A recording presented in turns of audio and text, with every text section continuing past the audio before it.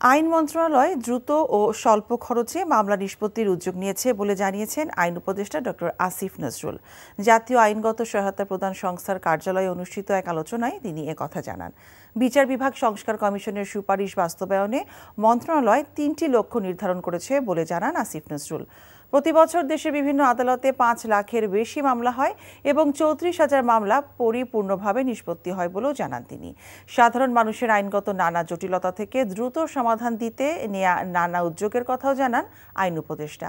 সরকারি আইনগত সহায়তা প্রতিষ্ঠানকে যদি দক্ষ করে গড়ে তোলা যায় তবে ১ লাখ থেকে ২ লাখ মামলা অতিরিক্ত নিষ্পত্তি করা সম্ভব বলেও উল্লেখ করেন তিনি। ৩টা টার্গেট করেছি সংস্কার কার্যক্রমের ব্যাপারে।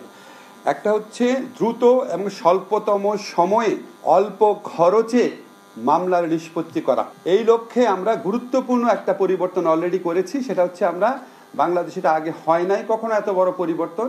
সেটা হচ্ছে আমরা সিভিল প্রসিডিওর কোডের পরিবর্তন করেছি। সেকেন্ড হচ্ছে আমরা ফৌজদারি কার্যবিধির অ্যামেন্ডমেন্টের কাজ দ্রুত এগিয়ে নিচ্ছি। আশা করি আমরা আগামী 1 মাসের মধ্যে এটা আমরা আইন আকারে পাশ করতে পারবো। বান্ডেল থাকলে প্রতি সেনমানিতে টাকা বাঁচবে। বিকাশ সেনমানি বান্ডেল কিনে জিতুন প্রতি লেনদেনে।